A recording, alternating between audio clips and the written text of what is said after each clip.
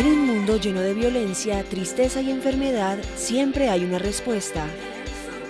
Clama a mí y yo te responderé, dice el Creador.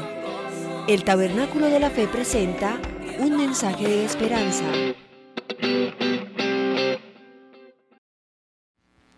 Terminamos 40 días con propósito y anhelo que lo que ustedes han pasado estos 40 días haya dejado huella en sus corazones, huella en su mente, huella en su relación con el Señor, en su relación con la comunidad. Han sido 40 días que nos preparan como preámbulo para el discipulado. Eso es lo que hemos estado hablando. La idea que esos 40 días era el preámbulo solamente para volver al discipulado. Los días que estamos viviendo son días muy difíciles. Dijo el Señor Jesucristo estas palabras en Isaías 61 al 2. Levántate, resplandece, porque ha venido tu luz y la gloria de Jehová ha nacido sobre ti. Porque he aquí que tinieblas cubrirán la tierra y oscuridad de las naciones, mas sobre ti amanecerá Jehová y sobre ti será vista su gloria. El mundo está en oscuridad y cada día va a avanzar más en oscuridad. Cuando digan paz y seguridad, vendrá sobre ellas destrucción. No son mis palabras, son las palabras del Señor. Es la palabra de Dios que dice, y yo creo la palabra de Dios. El mundo está lleno de tinieblas más y más, pero en el pueblo de Dios nacerá la luz del Señor. Nosotros, Dios nos llamó para ser sal de la tierra y luz del mundo. Fue las palabras que le dijo a Jesús a sus discípulos. ¿Se acuerdan en el Sermón del Monte? Vosotros sois la luz del mundo. Y se lo dijo a personas que no tenían ningún valor en su momento. ¿Quién era Pedro? ¿Quién era Santiago? ¿Quién era Felipe? ¿Quién eran los que él llamó? ¿Quién era el cobrador de impuestos? Mateo. ¿Quién era? Leví. ¿Quién era? Nadie. Eran los don nadie. Pero a eso lo llamó el Señor. Y estando allá frente al mar de Galilea, en la ladera frente al mar de Galilea, les dijo, ustedes son la luz del mundo. Yo me imagino que cuando Pedro escuchó eso, volteó a mirar a ver quién había detrás. ¿Y a quién se lo dice, maestro? Se lo digo a ustedes. Y yo solamente repito las palabras del Señor. Ustedes son la luz del mundo. Ustedes, dígale a su hermano, nosotros somos la luz del mundo. Y no solamente somos la luz del mundo, somos la sal de la tierra. Si nosotros, la sal en el salero no sirve para nada. La sal tiene que vertirse donde puede haber putrefacción. La sal preserva de la corrupción y la sal también da sabor. Pero el propósito de la sal principalmente no es dar sabor, es evitar la corrupción. Si hay corrupción en el mundo, ¿qué ha pasado con la sal? ¿Estamos en el salero o se volvió desabrida? Y ese es un mensaje para nosotros. Si hay tinieblas en la tierra, ¿dónde está la luz?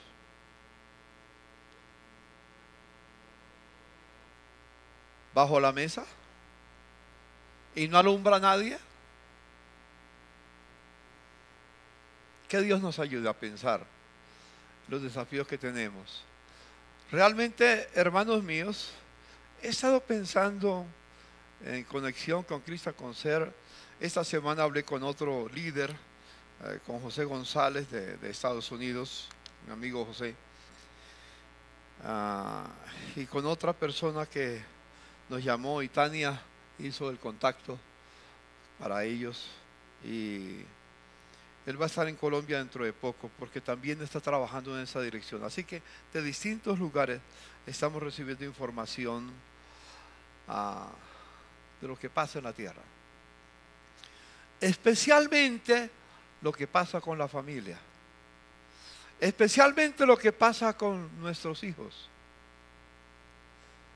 Cada día avanza más el pensamiento de que los hijos, el Estado es el dueño de ellos, no los padres. Con las terapias de conversión que se lograron detener el año pasado, pero sigue avanzando. Ya hay 3 cartillas de la Secretaría de Educación de Bogotá que están empezando a correr por los colegios para enseñar que los niños pueden cambiar de género cuando quieran. Eso no es una posibilidad remota. Tiene el respaldo del Ministerio de Educación. Y tiene el respaldo de otras fuerzas en los que gobiernan en nuestra nación en este momento. Cada día va a hacerse más real. Y nos preguntamos, ¿cómo vamos a hacer frente a esos desafíos que estamos teniendo? Y yo quiero decir estas palabras. La única manera que podremos hacer frente es con 2 herramientas. Muchas, pero 2 bases. La Biblia y el poder del Espíritu Santo. Hace unos días atrás estuve hablando de la importancia del Espíritu Santo. No sé si se acuerdan ustedes. Quizás no se acuerdan. Pero vamos a regresar nuevamente a ese aspecto principal del Espíritu Santo. En el libro de Efesios, capítulo 5, si ustedes van conmigo y leemos Efesios capítulo 5, y en el versículo 15 al 18, dice: mirad pues con diligencia cómo andéis, no como necios, sino como sabios, aprovechando bien el tiempo, porque los días son malos. Por tanto, no seáis insensatos, sino entendidos de cuál sea la voluntad del Señor. No os embriaguéis con vino, con lo que el mundo ofrece, con los placeres del mundo. Es una palabra que no es solamente, se llama gato negro o algo por el estilo. Es lo que ofrece el mundo. No os embriaguéis con lo que ofrece el mundo, en lo cual hay disolución. Antes bien, sed llenos del Espíritu Santo. ¿Lo leemos otra vez? A ver, lean conmigo. Mirad pues con diligencia cómo andéis, no como necios, sino como sabios, aprovechando bien el tiempo, porque los días son malos. Por tanto, no seáis insensatos, sino entendidos de cuál sea la voluntad del Señor. No os embriaguéis con vino, en lo cual hay disolución. Antes bien, sed llenos del Espíritu Santo. Esa última expresión en el griego se puede traducir, o lo que significa directamente, porque es un mandato, no es una opción. Antes bien, sed llenos. Es un mandato que el Señor da. No es una opción para un cristiano, no es una opción para un hijo de Dios. Es un mandato del Señor. Y se puede traducir diciendo: vivan continuamente llenos del Espíritu Santo.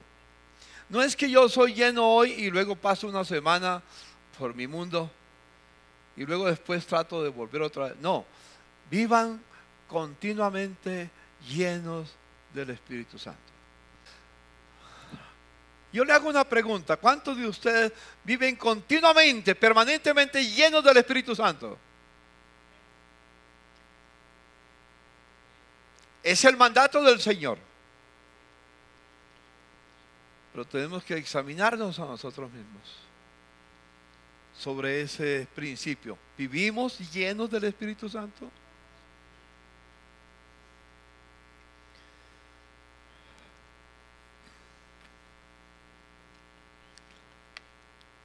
Este tema, o este principio mejor, será la apertura para el punto de enlace para continuar con el tema del discipulado. porque de otra manera no podremos hacer frente.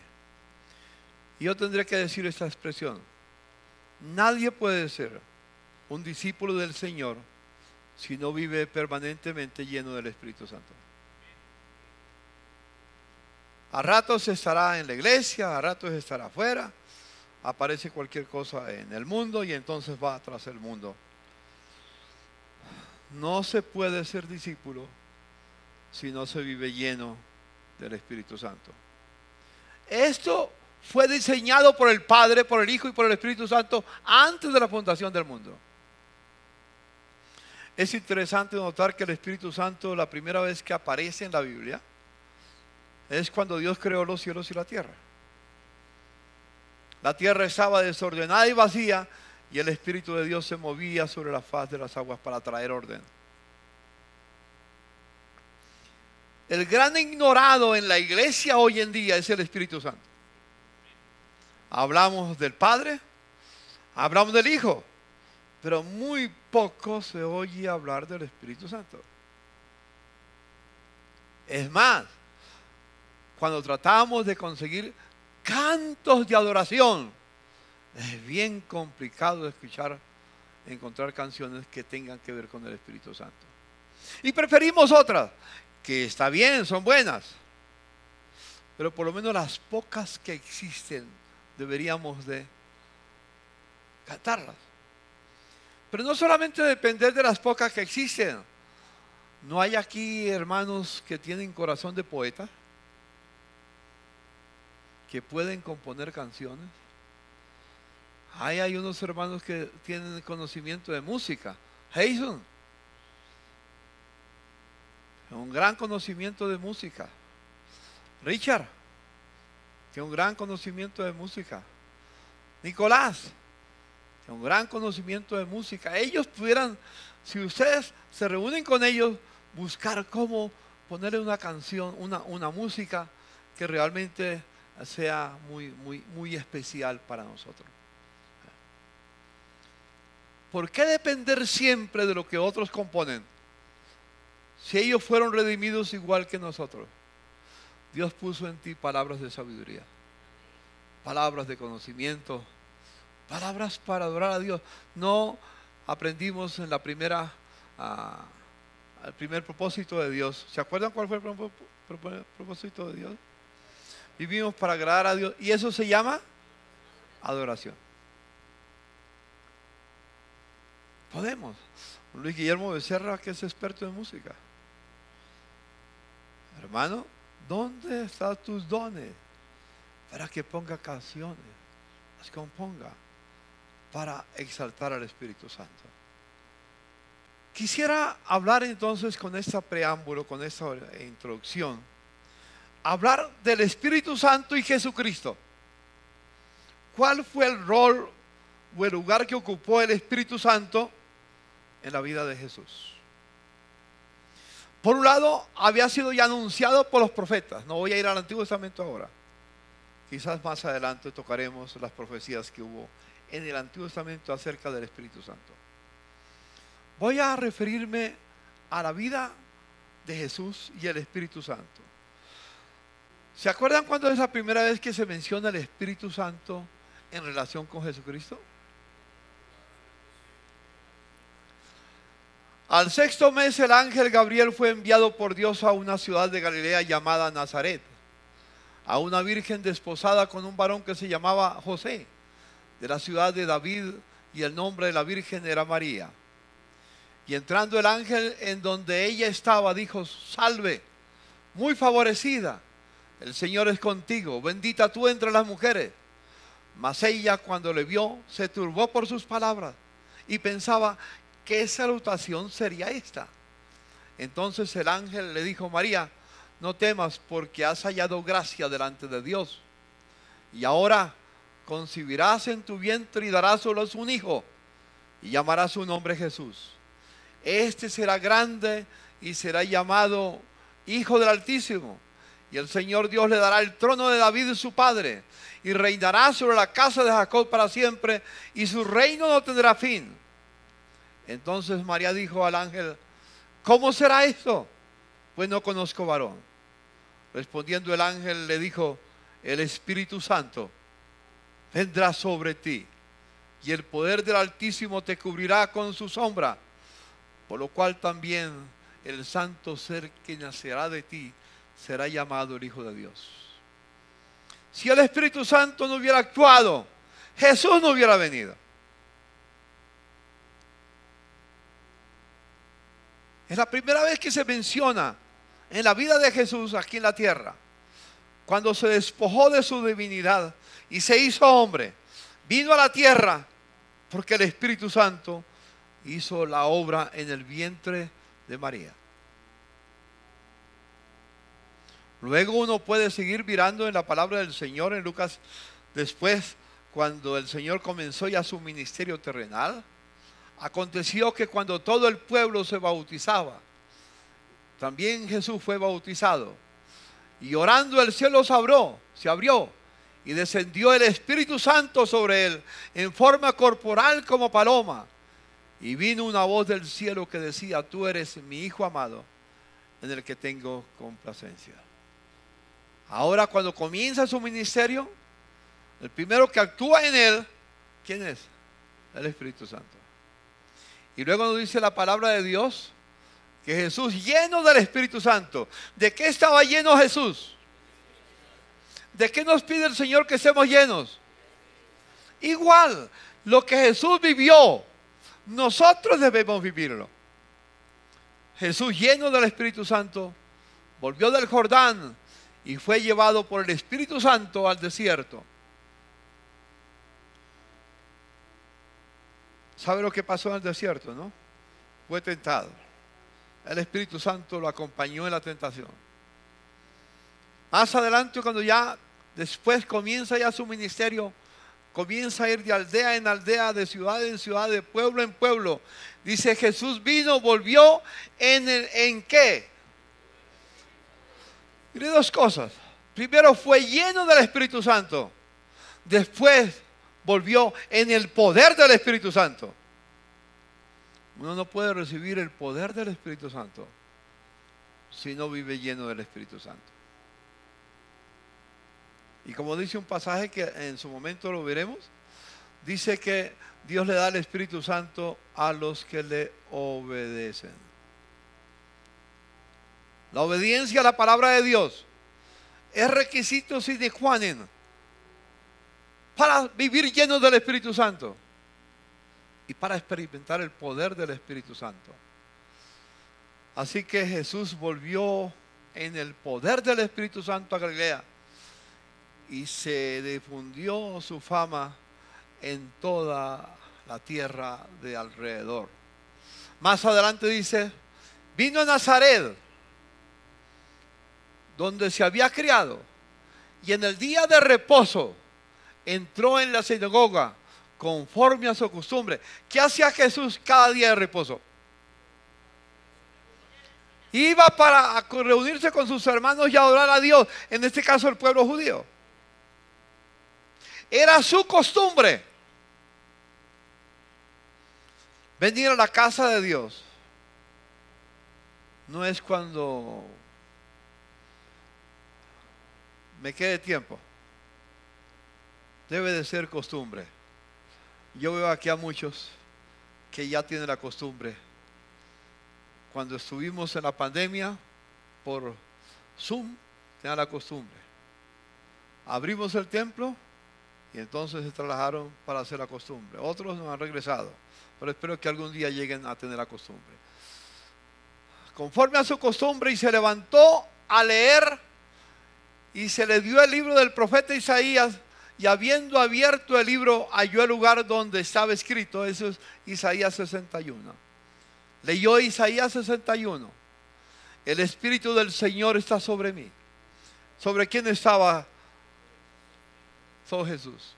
El Espíritu del Señor estaba sobre él. Era lleno del Espíritu Santo. Estaba en el poder.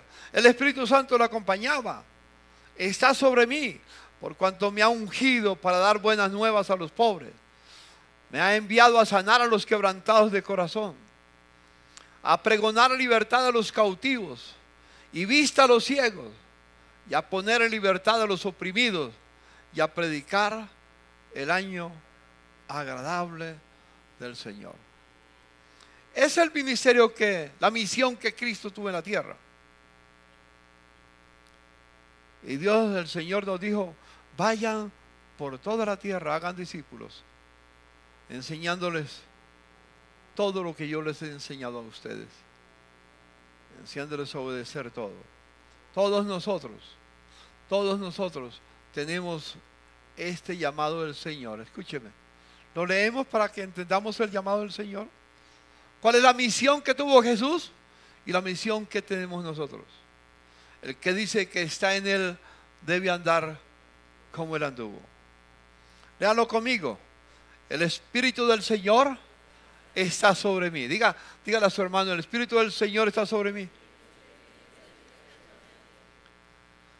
Por cuanto me ha ungido para dar buenas nuevas a los pobres.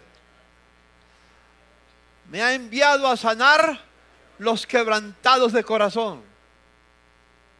Y luego sigue diciendo: a pregonar libertad a los cautivos, vista a los ciegos, a poner en libertad a los oprimidos y a predicar el año agradable al Señor. Vino a libertar a los cautivos. Estos días, a propósito, me he reunido con líderes de la Asociación de Ministros del Evangelio de Bogotá. Y mis oficinas, este lugar se ha convertido también en la oficina donde viene la junta directiva y donde vienen los pastores de Bogotá, la Asociación de Pastores, para recibir instrucción y para tomar orientación.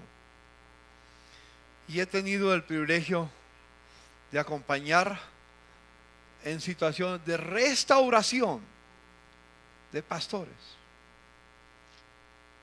Dios no me llamó. Alguien dijo hace mucho tiempo que el único ejército en el mundo que elimina a sus soldados heridos en batalla es la iglesia del Señor. ¿Qué pasa con los ejércitos del mundo? Cuando un soldado es herido, ¿qué hacen? Lo levantan y lo llevan para sanarlo. Pero en la iglesia del Señor, cuando tiene una falla, cuando alguien comete un pecado, como quieras llamarlo, buscamos acabarlo. Hace muchos años, pero muchos años, el Señor me habló de este trabajo en mi vida. Allá está mi hermano que conoce el ministerio, el hermano. ¿Cómo es tu nombre, hermano? Sí, José Armando Pulido. Él es pastor y conoce mi ministerio de años atrás, y he trabajado con él en restaurar pastores. Y gracias a Dios, esos pastores que cayeron heridos en batalla, en alguna circunstancia, le podemos dar la mano para levantarlos. El Señor nos dio ese ministerio, a ti, a mí, a todos los redimidos por la sangre de Jesucristo. Más adelante, dentro de el trabajo de la enseñanza de Jesús, en Juan capítulo 3, vino Nicodemo una noche. Nicodemo vino para hablar con Jesús y le dijo: Maestro, sabemos que has venido de Dios en una forma muy especial, porque nadie puede hacer estas señales que tú haces si no está Dios con él. Jesús sabía que tenía muchas preguntas para hacerle, seguro, pero Jesús fue al punto y le dijo a Nicodemo: de cierto os digo que el que no naciere de nuevo no puede ver el reino de Dios. Nicodemo le dijo: ¿cómo puede un hombre nacer siendo viejo? ¿Puede acaso entrar por segunda vez en el vientre de su madre y nacer? Jesús le dijo: De cierto te digo que el que no naciere del agua y de qué, y del Espíritu. El agua representa dos cosas. El agua representa la palabra de Dios y representa aquello con lo cual hacemos pacto a través del bautismo.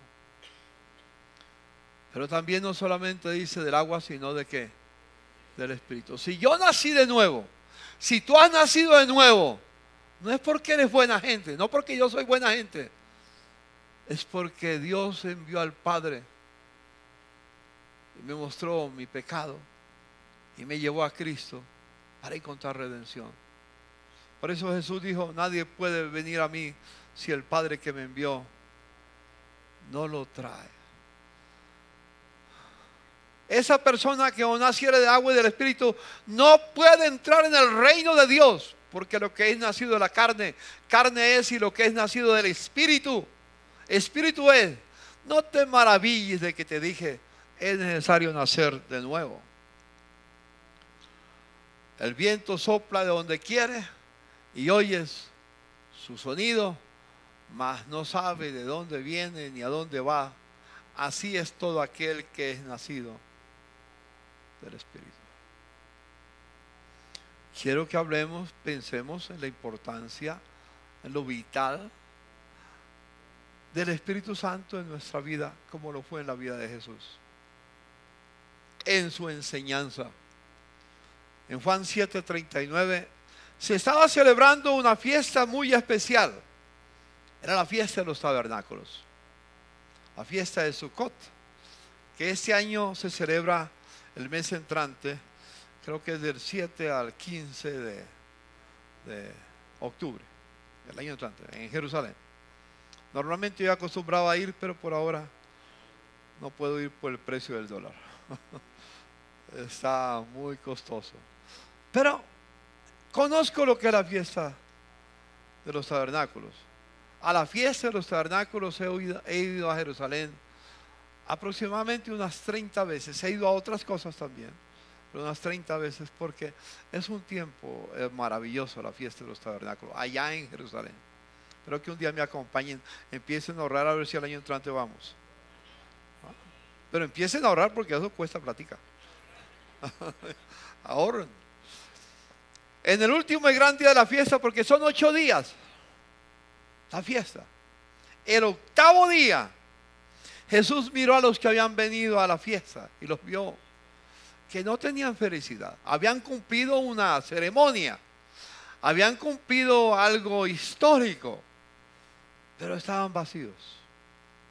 Y entonces Jesús les dice, se puso en pie y alzó la voz diciendo, si alguno tiene sed, venga a mí y beba, porque el que cree en mí, como dice la Escritura, de su interior correrán ríos de agua de viva. Esto dijo de qué?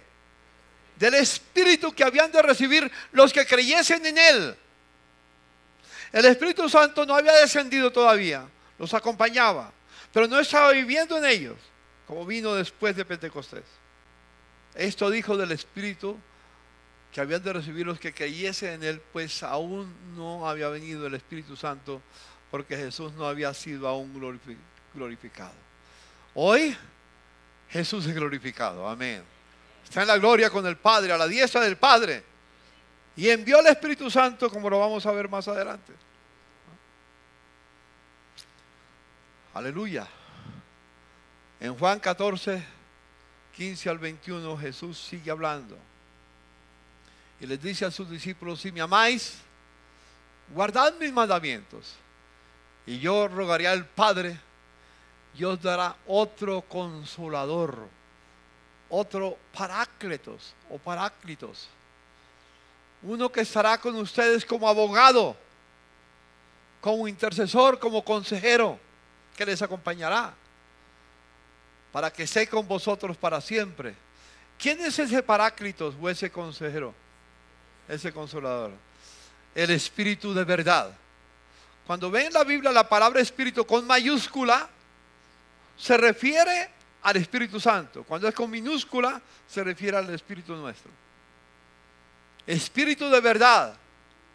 Jesús dijo: el Espíritu de verdad, el cual el mundo no puede recibir. Por eso este mensaje no es para el mundo. ¿Para quién es este mensaje? Para ustedes, los redimidos. El mundo no lo puede entender porque no lo ve ni lo conoce. El cual el mundo no puede recibir porque no le ve ni le conoce, pero vosotros le conocéis, porque mora con vosotros y estará en vosotros. El Espíritu Santo los acompañó a ellos, pero no estaba en ellos. Una vez que Jesús ascendió al cielo, el Espíritu Santo no solo está con nosotros, sino está en nosotros. El corazón del hombre se convierte en templo de Dios y es morada del Espíritu Santo. Aleluya. Usted fue creado, yo fui creado, yo fui redimido, fui salvado para ser morada de Dios y templo del Espíritu Santo. Aleluya. Mira a su hermano y dígale: razón tiene que te veo tan hermoso.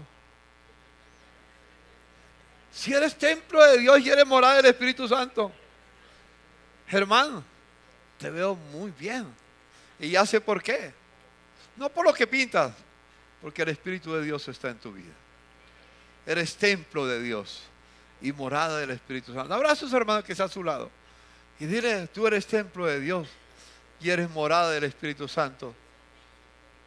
Por eso vivimos una vida santa. Si nos equivocamos, pedimos perdón. Si 7 veces cayera el justo, 7 veces lo volverá a levantar Jehová. Amén.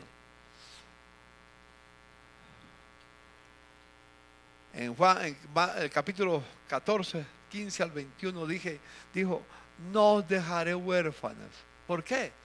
Porque el Espíritu Santo, que representa al Padre, viene a vivir en nosotros. Ya no soy huérfano. Antes era huérfano, no conocía al Padre, pero hoy conozco a mi Padre porque el Espíritu Santo me lo reveló. Amén. Dígale a su hermano: ya no soy huérfano. Antes era huérfano, ya no. Hoy conozco al Padre y el Padre está conmigo y soy su templo. Todavía un poco y el mundo no me verá más, pero vosotros me veréis, porque yo vivo, vosotros también viviréis. En aquel día vosotros conoceréis que yo estoy en el Padre, vosotros en mí y yo en vosotros. El que tiene mis mandamientos y los guarda, ese es el que me ama. Y el que me ama será amado por mi Padre, y yo le amaré y me manifestaré a él. Pero cuando venga el Consolador, a quien yo enviaré del Padre, el Espíritu de verdad, el cual procede de mí, del Padre, él dará testimonio acerca de mí. Él nos estuvo hablando esta vez que el Espíritu Santo venía. Luego, más adelante, antes de ir a la cruz, dijo: pero yo digo la verdad, os conviene que yo me vaya. Interesante, ¿no es cierto? Cuando Jesús le dijo a sus discípulos que los iba a dejar solos, que se iba a ir, se entristecieron. Entonces Jesús les dice: ¿por qué estáis tristes? ¿Y por qué debían estar tristes? Porque si Jesús hubiera permanecido en cuerpo aquí en la tierra, estaría limitado a un lugar, a un espacio y a un tiempo. No podría estar acá. No podría estar acá. Por eso dice: es necesario que yo me vaya, porque si no me fuere el Consolador, no vendría a vosotros, mas si me fuere, os lo enviaré. Y cuando Él venga, ¿qué hará? ¿Qué hizo conmigo? ¿Qué hizo contigo? ¿Lo leemos? ¿Qué hizo? Nos convenció de pecado, de justicia y de juicio. El mundo de justicia, de juicio, de pecado por cuanto no creen en mí, de justicia por cuanto voy al Padre y no me veréis más, y de juicio por cuanto el príncipe de este mundo ha sido ya juzgado. Aún tengo muchas cosas que decirles, dice el capítulo 16, versos 7 al 13. Aún tengo muchas cosas que decirles, pero ahora no las podéis sobrellevar. Pero cuando venga el Espíritu de verdad, el Espíritu es Espíritu de verdad, Él los guiará a toda la verdad. ¿Cómo no puede el mundo engañarnos? Porque el Espíritu Santo está en nosotros, no nos deja engañar. Por eso no creo en la ideología de género, porque es un engaño. Es una mentira. A mí no me puede engañar. Y yo estoy seguro que a ustedes tampoco, porque ustedes tienen la verdad. Jesús dijo: santifícalos en tu palabra. Tu palabra es la verdad. Por eso Jesús dijo también: yo soy el camino, yo soy la verdad, yo soy la vida. El Espíritu de verdad los guiará a toda verdad, porque no hablará por su propia cuenta, sino que hablará todo lo que oyere del Padre y del Hijo, y os hará saber las cosas que habrán de venir, dice el Señor. En Romanos 1:4 dice algo muy especial: que Jesús fue declarado Hijo de Dios con poder, según el Espíritu de santidad, por la resurrección de entre los muertos. Y si miramos más adelante en el capítulo 8, verso 11, dice: y el Espíritu de aquel, Espíritu con mayúscula, ¿a quién se refiere? Al Espíritu Santo. De aquel que levantó de los muertos a Jesús, mora en vosotros. ¿Qué hizo Jesús qué hizo el Espíritu Santo cuando Jesús estaba allá en el jardín de Getsemaní, después de que muerto, que fue enterrado? ¿Qué hizo el Espíritu Santo? Corrió la piedra, trajo vida a Jesús y lo levantó de entre los muertos. Aleluya. Si el Espíritu Santo no hubiera obrado, Jesús no hubiera resucitado. Y si Jesús no hubiera resucitado, miserable de nosotros. Lo que hace diferente a un cristiano y a cualquier otra líder de cualquier otra religión es la resurrección de Cristo. Por eso el primer día de la semana nos reunimos para darle gracias a Dios, porque Cristo vive. Aleluya. Y porque Él vive ya no hay temor. ¿Se acuerdan de la canción que teníamos tanto tiempo atrás? Porque Él vive, triunfaré mañana. Porque Él vive, ya no hay temor. Porque yo sé que el futuro es suyo. La vida vale más y más solo por Él. Yo sé que un día el río cruzaré.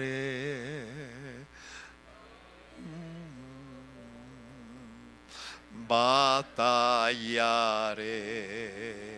y al ver la vida triunfando invicta, veré gloriosas luces y veré al Rey. Porque Él vive, triunfaré mañana. Canten. Porque Él vive, ya no hay temor. Porque yo sé que el futuro es suyo. La vida vale más y más solo por Él. Porque Él vive otra vez. Porque Él vive, triunfaré mañana. Porque Él vive, ya no hay temor. Porque yo sé que el futuro es suyo. La vida vale más y más solo por Él. La vida vale más y más solo por Él. Un aplauso al Señor. La vida vale más y más solo por Él. ¿Y sabe por qué? Porque el Espíritu Santo lo levantó de entre los muertos y no permitió que su cuerpo viera corrupción. Al levantarlo, el Padre lo sentó a su diestra y le dio un nombre que es sobre todo nombre, para que en el nombre de Jesús se doble toda rodilla de los que están en los cielos, en la tierra y debajo de la tierra, y toda lengua confiese que Jesucristo es el Señor, para gloria de Dios Padre. Aleluya. Gracias al Espíritu Santo que levantó a Jesús de entre los muertos. Vivid continuamente llenos del Espíritu Santo. Y de hoy a 8 días vamos a hablar, recibiréis poder. ¿Sabe cuál es el libro que vamos a estudiar? Hechos de los Apóstoles. Hechos de los Apóstoles. La verdad, para mí el libro de los Hechos no es Hechos de los Apóstoles. En esta Biblia hay un resumen muy bonito que habla del libro de los Hechos.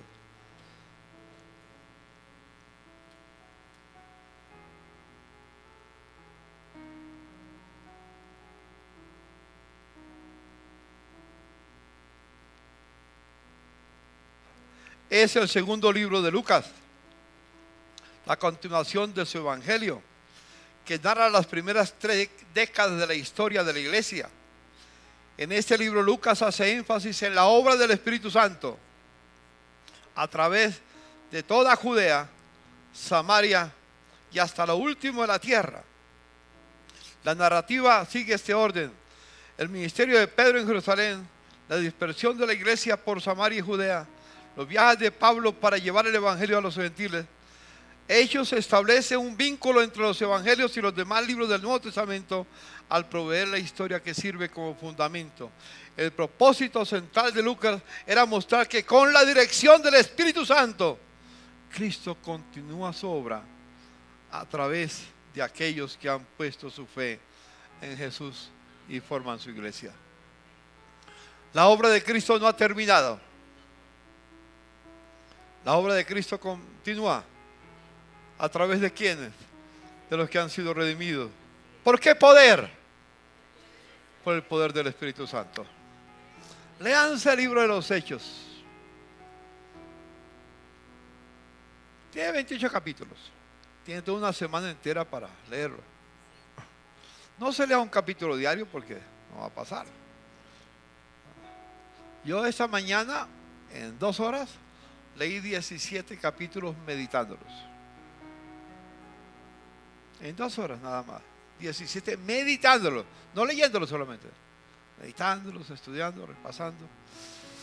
Me sumergí en los Hechos de los Apóstoles y estoy sumergido en ellos. Estúdienlo, léanlo. Ahí van a ver el Espíritu Santo cómo actúa en la iglesia. Y el mismo Espíritu que actúa en la iglesia primitiva es el que actúa en la iglesia de Dios. A veces pensamos que es nuestra capacidad la que nos da la entrada a otros. No, si el Espíritu Santo no está en nosotros, vana es nuestro esfuerzo. Léase Hechos de los Apóstoles. Y el viernes tenemos ayuno y oración a partir de las 8 de la mañana. Los esperamos. De pie, vamos a terminar con oración. Señor Jesús, gracias Espíritu Santo por revelarnos, porque la palabra fue revelada, fue inspirada por ti, Señor. Y todo lo que escribieron Mateo, Marco, Lucas, Juan, Pablo y todos los demás, Señor, fuiste tú el que los inspiraste, el que les revelaste lo que había acontecido. Y nos revelas que desde el momento en que Jesús llegó a la tierra, Señor Jesús, qué hermoso, fue engendrado por el Espíritu Santo. Desde ese momento, desde el vientre, tú acompañaste a Jesús. Mientras estuvo en el vientre, mientras que nació en este mundo, cuando comenzó su ministerio, cuando enseñó, y luego lo levantaste de entre los muertos y lo acompañaste para que se sentara a la diestra del Padre, y tú descendiste para continuar la obra, Señor. Enséñanos, Señor. Llénanos de tu Espíritu Santo, Señor. Llénanos. Llénanos, Señor. A ti sea la gloria. Amén. Quiero recordar estas palabras. Jesús dijo: si vosotros, siendo malos, sabéis dar buenas cosas a vuestros hijos, ¿cuánto más vuestro Padre Celestial dará el Espíritu Santo a los que se lo pidieran? Pídanle al Padre que le llene de su Espíritu. Hay una condición: ser redimido por la sangre de Jesucristo y vivir en obediencia. Que Dios nos ayude a ser obedientes.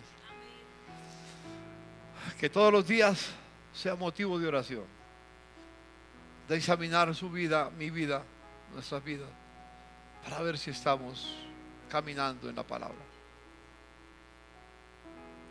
Y decirle: Señor, no puedo vivir la vida cristiana si tú no estás conmigo, si tú no me llenas, si tú no me das tu poder.